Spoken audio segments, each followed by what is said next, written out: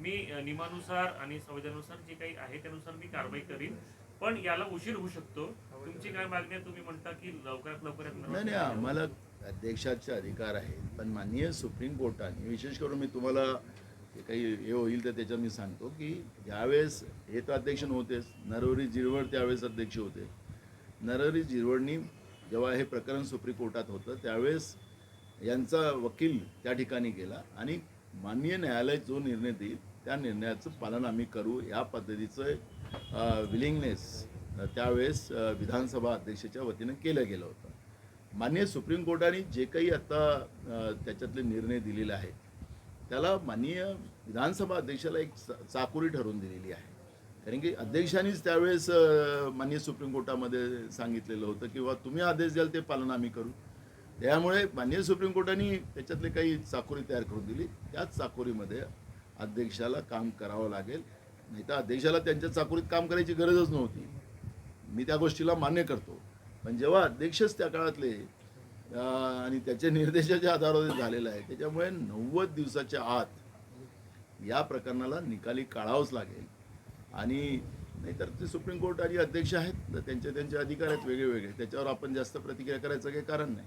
16 आमदार निलंबित होने के बाद भी सरकार बची रहेगी ऐसा कौन? सर 16 आमदार अगर निलंबित भी होते हैं तो भी सरकार को कोई धोखा नहीं है. कौन बोलता है? अजित पवार. तो मुझे क्या पता अजित पवार के मन में क्या है, मुझे क्या पता है? तो अजित पवार को पूछिए आप. नार्वेकर ने कहा है कि जो कार्रवाई होगी वो तो होगी पर उसको समय लग सकता है.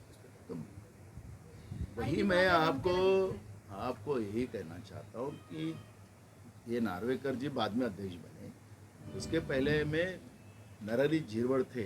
जब ये प्रकरण सुप्रीम कोर्ट में आया और ये 5 बेंचों के सामने जब ये प्रकरण आया तब नरहरी झिरवळ के वकील सुप्रीम कोर्ट में पहुंचे. उन्होंने कहा कि जब सुप्रीम कोर्ट जो भी हमें आदेश देंगे उसका पालन हम करेंगे.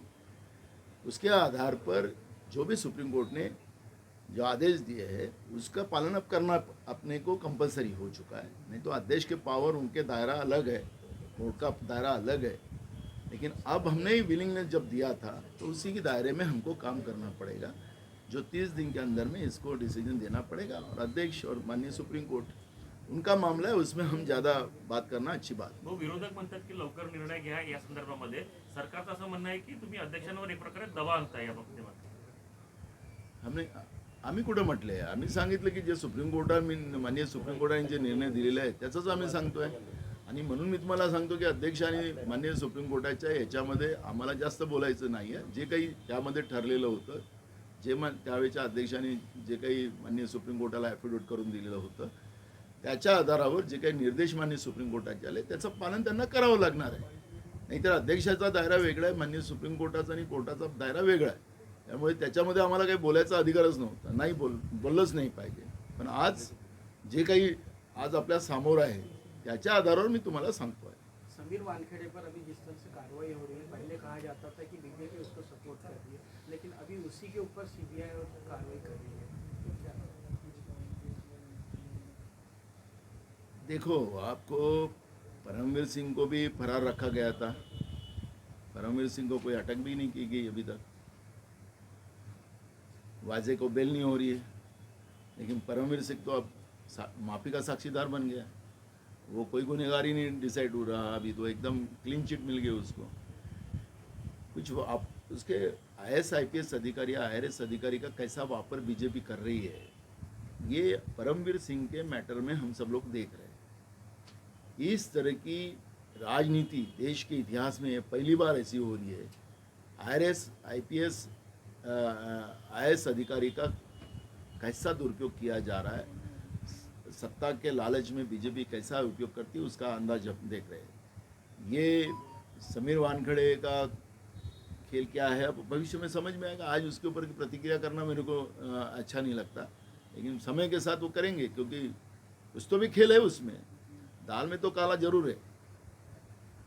ठीक आहे भाऊ, बोला. हो.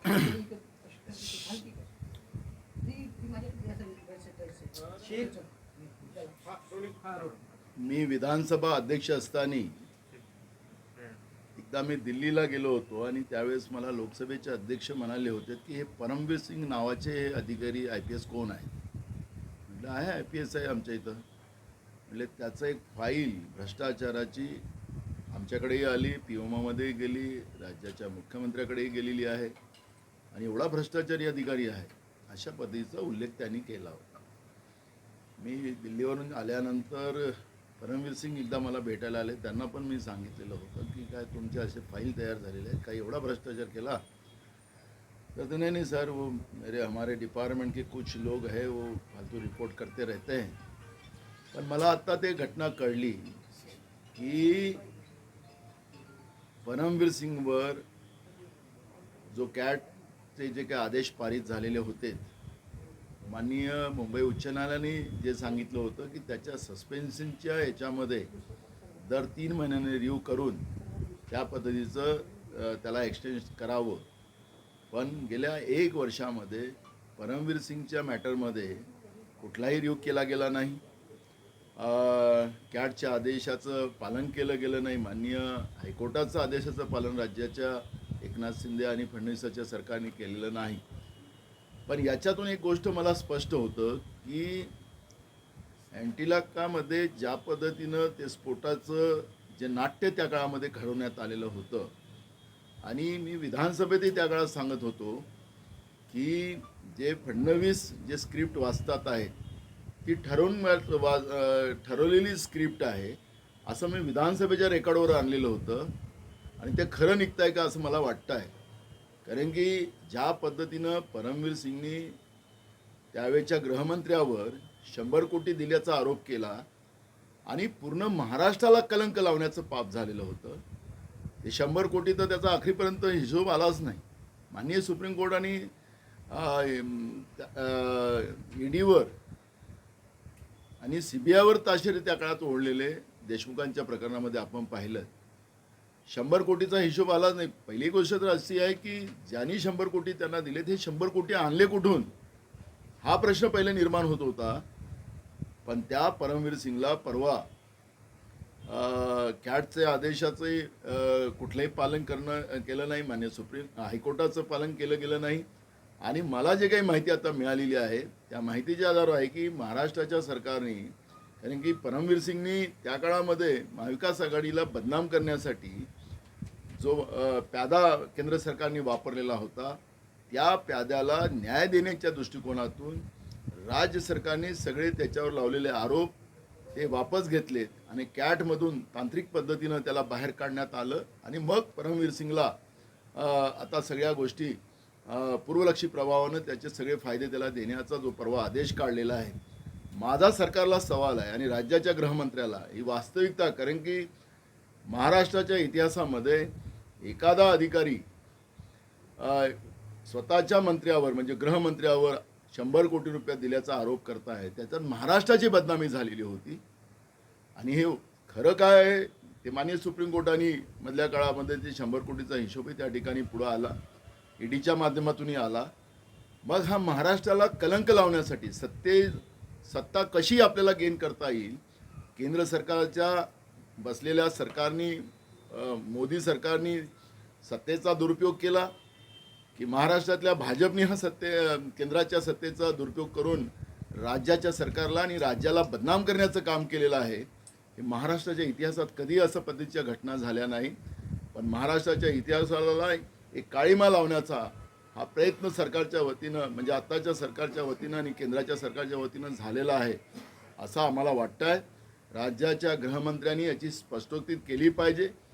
नाहीतर त्यांना आम्ही विधानसभेत हा मुद्दा उपस्थित करू.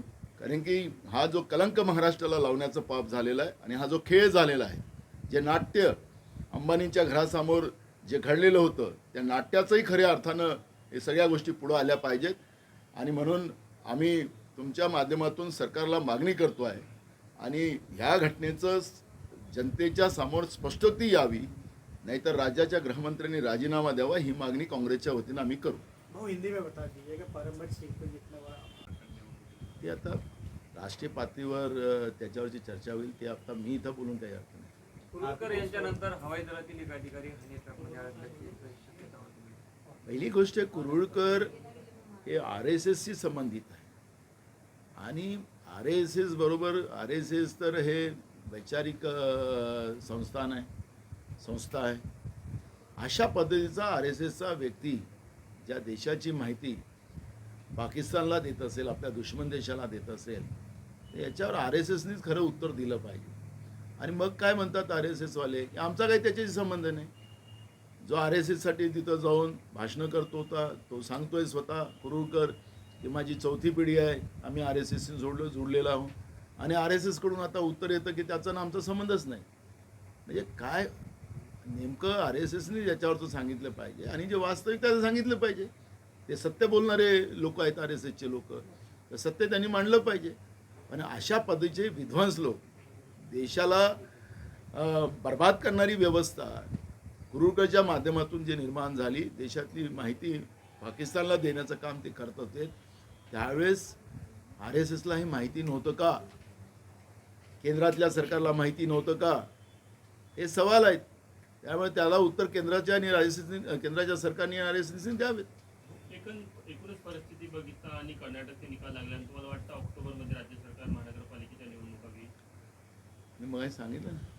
काय वाटतं तुम्हाला? काय हो, वाटतं? अशी शक्यता वर्तवली तुम्हाला काय जात आहे वाटतं? की कर्नाटक निवडणुकीनंतर आता राज्य सरकार स्थानिक स्वराज्य संस्थांच्या आम्ही- निवडणुका 24 मध्ये घेतली गेली. आम्ही तुम्हाला एक गोष्ट सांगितली, आम्ही एकदा नाही अनेकदा सांगितलं की स्थानिक स्वराज्य संस्थेच्या निवडणुका घ्या.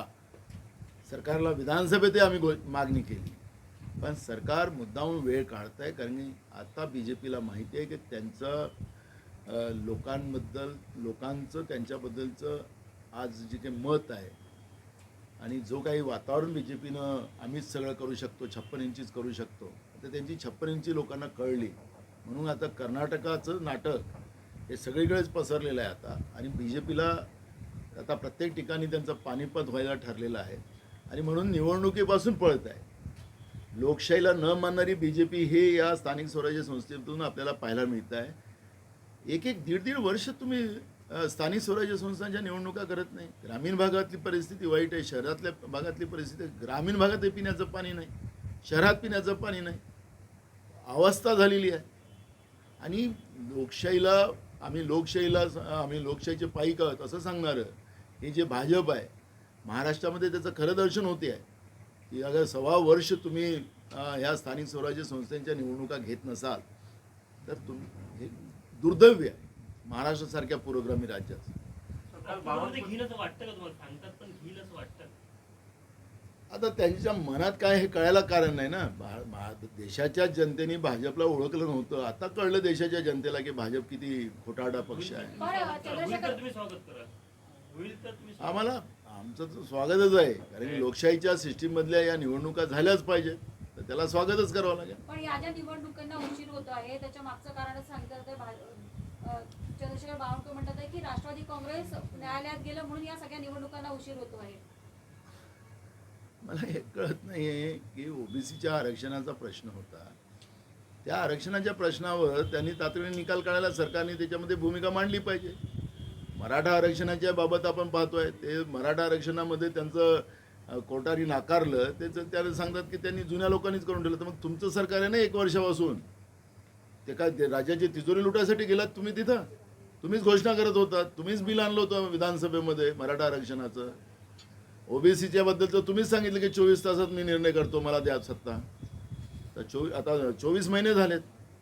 काल बावनकुळे म्हणाले की कर्नाटक विजयानंतर काँग्रेस जास्त अधिशक्तीपणा दाखवू नये, कारण इतर राज्याचा इम्पॅक्ट महाराष्ट्रामध्ये दिसणार नाही, कारण महाराष्ट्रामध्ये भाजपच नंबर होणे असं त्यांनी म्हटलं. ठीक आहे ना, म्हणून त्यांना म्हणलंय, आम्ही सांगितलं ना, ते पुढे या आता, नाही तर मग सरकार बरखास्त करा, निवडणुकीच्या पुढे या, म्हणजे मग अजून चालेल. समीर वानखेडेवर जी काही कारवाई सुरू आहे, काल फडणवीसांना विचारलं असं त्यांनी म्हटलं की मला याबद्दल काही माहिती नाही.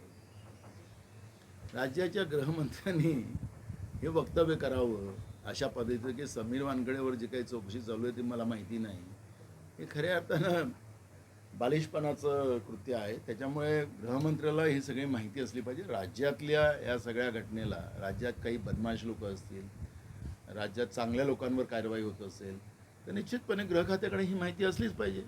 आता गृहमंत्रीच म्हणतात की नाही, आता ते ईडी आणि CBI करत असतील तर आम्हाला माहिती नाही. पण हे राज्य सरकारला माहिती असते गृह खात्याकडे या सगळ्या. महाविकास आघाडीचा पोपट मेला असं वक्तव्य देवेंद्र फडणवीस यांनी केलेलं आहे. संजय राऊत त्यावर म्हणाले की शिंदे गटाचा पोपट मिळेल. मला त्याच्यावरची कुठली प्रतिक्रिया द्यायची नाही. 16 आमदारांच्या पत्राच्या संदर्भामध्ये काल जेव्हा जागा वाटप- सांगितलं ना आम्ही तुम्हाला, प्राथमिक चर्चा झालेली आहे. आता आमच्या 3 लोकांची कमिटी आम्ही देणार आहोत. 9 लोकांची एक कमिटी बनेल आणि कमिटीमध्ये प्रत्येक लोकसभा न्याय त्याच्यावर चर्चा केली. अकोल्यामध्ये जी दंगल झाली त्याच्यानंतर अहमदनगरमध्ये पण एक प्रकार झाला. त्र्यंबकेश्वरमधून पण काही बातम्या येत आहे. फडणवीसांनी म्हटलंय की महाराष्ट्रात दंगली घडवू देणार नाही, जे दंगली करतील त्यांना अद्दल घडवू. 6 जिल्ह्यात आमचा तर ते असं म्हणतात गृहमंत्री पदावर, त्यांना मला अकोल्याचा सवाल विचारायचा आहे की अकोल्यामध्ये जेव्हा सोशल मीडियावर चॅटिंग चाललेली होती आणि एकाने त्यांच्या अल्ला वगैरेच्या बद्दलच्या घाणेरड्या शिवा टाकल्या, त्याच्यामध्ये ते पोलीस स्टेशनला गेलेत आणि पोलीस स्टेशनला ज्या पोलीस स्टेशनमध्ये ते गेलेत त्याच्या दुसऱ्या भागामध्ये एका या गरीब नवाज लिहिलेल्या ॲटो चालवणारा हिंदू पोरगा होता, त्यालाच आपल्या हिंदू लोकांनी मारलं आणि हे घटना माहीत असताना त्या ठिकाणी पोलीस 1 तासाने पोचली. मग आता फडणवीसांना माझा सवाल असा आहे की पोलीस प्रशासन घडवत आहे महाराष्ट्रामध्ये हिंदू मुसलमान हे झगडे घडवण्याचं एक षडयंत्र सरकारच्या वतीने चाललं आहे का, हा आरोप आमचा आहे.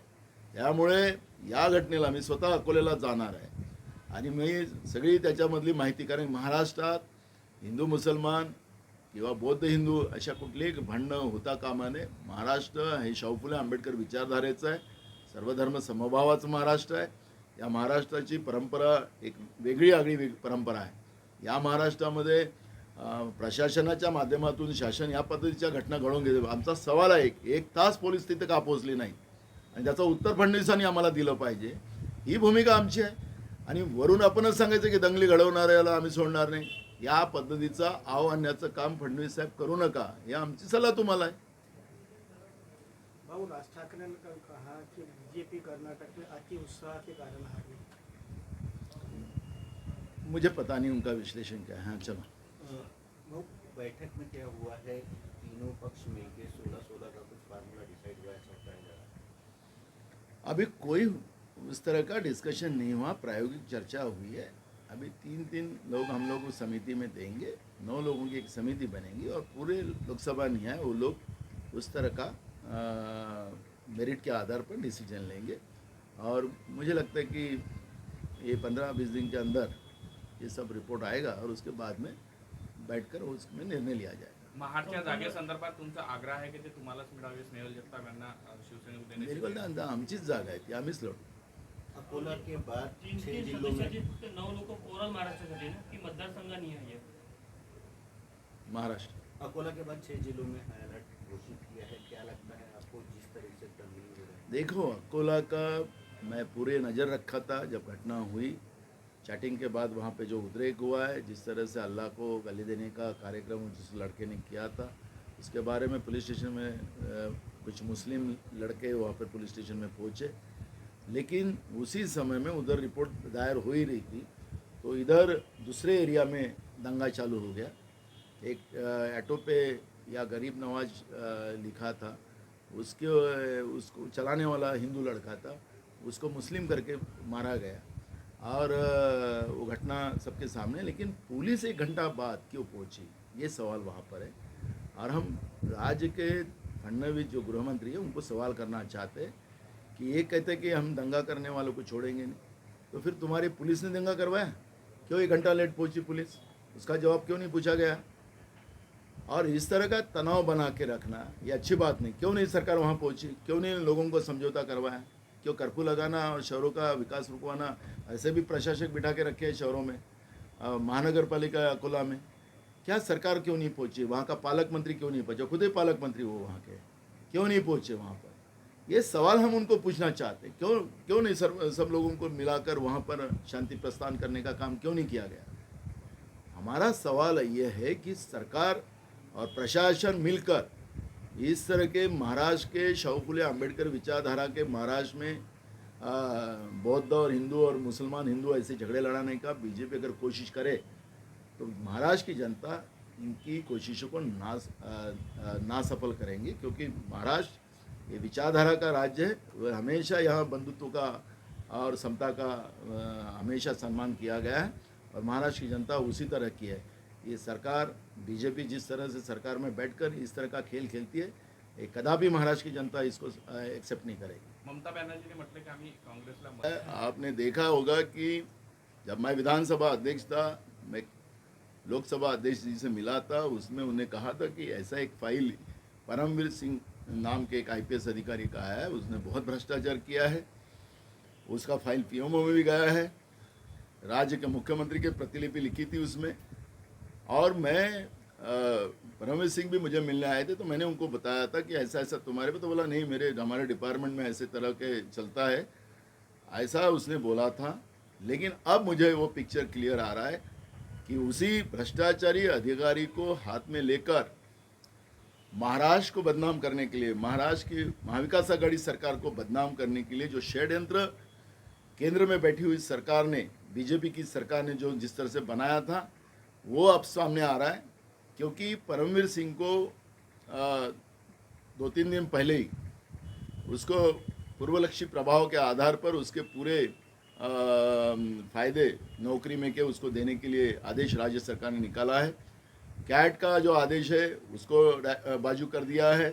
माननीय हाईकोर्ट ने ये कहा था कि हर 3 महीने में इसका रिव्यू लेना चाहिए और उनके सस्पेंशन के बारे में पूरी मालूमात आके उसको एक्सटेंड करना चाहिए। इस तरह के आदेश दिए गए थे, लेकिन राज्य सरकार ने 1 साल में कोई रिव्यू नहीं लिया, उसको ऐसे ही रखा और कैट को गलत इन्फॉर्मेशन देकर उसके ऊपर के आरोप का खंडन किया गया है, ऐसा हमें पता है। तो हमारा ये कहना है कि राज्य सरकार ने, क्योंकि ये घटना बड़ी है, सिर्फ परमवीर सिंह की नहीं है, उस समय के सरकार को नहीं तो महाराष्ट्र को बदनाम करने का पाप जो बीजेपी ने किया है, ये वास्तविकता लोगों के सामने आना चाहिए। ये भूमिका हमारी है। कांग्रेस एक मांग लगा करेंगी, विधानसभा में भी ये इशू हम उठाएंगे, क्योंकि ये छोटा मामला नहीं है। ये महाराष्ट्र जैसे प्रगत राज्य को, महाराष्ट्र जैसे पुरोगामी महाराष्ट्र को, शाहू फुले आंबेडकर की विचारधारा को भ्रष्टाचारी महाराष्ट्र बनाने का एक आरोप लगाने का काम उस समय में केंद्र में बैठी हुई बीजेपी और राज्य में बैठी हुई बीजेपी ने जो षड्यंत्र बनाया था, अंबानी के घर के सामने जो स्फोट करवाने का जो मामला हुआ था, ये सब नौटंकी। क्योंकि मैं उस समय भी विधानसभा में कहा था कि जो फडणवीस अपोजिशन लीडर थे, ये स्क्रिप्ट पढ़ रहे हैं, कुछ ना कुछ दाल में काला है, ऐसा मैंने रिकॉर्ड पे लाया है। तो मुझे अब लगता है कि ये वास्तविकता सामने आ रही है, इसकी पूरी चौकसी होना चाहिए। राज्य के गृह मंत्री ने और राज्य के मुख्यमंत्री ने इसकी दखल लेना चाहिए और वास्तविकता राज्य के जनता के सामने रखना चाहिए। नहीं तो ये मामला विधानसभा में उठाएंगे और राज्य के गृह मंत्री का हम रिजाइन मांगे। कल अजित पवार ने कहा कि 16 आमदार निलंबित भी होते तो भी सरकार को कोई धोखा नहीं है। मैं उस विषय पे नहीं जाना चाहता, ये विषय हमारे महाराष्ट्र के लिए नहीं। मुख्यमंत्र्यांनी राजीनामा जागा द्यायचा की वाटपा सरकार संदर्भात काय फॉर्म्युला ठरला अजित पवार बोलले? हो, लोकसभेच्या आगामी लोकसभा निवडणुकीसंदर्भात महाविकास आघाडीचा 16-16-16चा फॉर्म्युला ठरला अशी माहिती अजून मिळते का? कुठली त्या विषयावर नाही, प्राथमिक चर्चा झालेली आहे आणि अजून जागा वाटपाचं कुठलंही पुढे गेलेलं नाही। पक्षाने केलेल्या अंतर्गत सर्वेक्षणामध्ये मुंबई महानगरपालिकेमध्ये काँग्रेसच एक मोठा पक्ष ठरेल असं सर्वेक्षणाला आपणही म्हटलेलं हो, आहे। काँग्रेस वेगळं लढणार मुंबई महापालिका बघा, आम्ही निवडणुकीत. आमची भूमिका काँग्रेस पक्षाच्या वतीनं आम्ही मांडलेली आहे की स्थानिक स्वराज्य संस्था ज्या आहेत, ह्या तिथली ती जी काही परिस्थिती असेल त्या परिस्थितीच्या आधारावर काँग्रेस लढेल, काही ठिकाणी स्वबळावर पण लढेल। अशा पद्धतीची भूमिका आम्ही आज नाही, 1 वर्षाच्या पहिलेच मांडलेली आहे। तो राज्यातील मुंबई महानगरपालिकेमध्ये सोहळ्यावर मी लढणार आहे का? मुंबई ते महानगरपालिका सांगत आहे तुम्हाला की जे काही परिस्थिती आहे त्या परिस्थितीच्या आधारावर काँग्रेस पक्ष निर्णय घेईल स्थानिक स्वराज्य संस्थांमध्ये। ऑक्टोबर नोव्हेंबर मध्ये या निवडणुका लागू शकतात असं संकेत फडणवीस यांनी काल दिला। फार लवकर होतात फडणवीस म्हणाले त्याप्रमाणे, कारण की गेल्या सव्वा वर्ष झालं स्थानिक स्वराज्य संस्थांच्या निवडणुका आपण घेतल्या नाहीत। आदरणीय फडणवीस साहेब हे कुठल्या लोकशाहीला पोषक आहे आणि त्याच्यामुळे आपण ऑक्टोबर नोव्हेंबरमध्ये घ्यायचं सांगताय, फार लवकर होत आहे तुमच्या हिशोबानं। त्यामुळे तुम्ही घेणार की नाही घेणार हा एक प्रश्न अजूनही राज्याच्या जनतेच्या समोर आहे। कारण की पहिल्यांदा या लोकशाहीमध्ये प्रशासक आणि शासन या पद्धतीचा हा कारभार जेव्हा चालतो आहे, तर आज ग्रामीण भागातली अवस्था फार गंभीर आहे, शहरातली अवस्था गंभीर आहे आपण ज्या नागपूरमध्ये आहात तिथं आज पिण्याचं पाणी लोकांना नाही मिळत आहे. काय परिस्थिती आहे आपण पाहतोय आहे. नागपूरच नाही तर प्रत्येक ठिकाणी ही परिस्थिती आहे. त्यामुळे फडणवीस साहेबांनी म्हणाले तर आम्हाला वाटतं की ते फार लवकर बोलले. लवकर झाल्या पाहिजेत निवडणुका. ही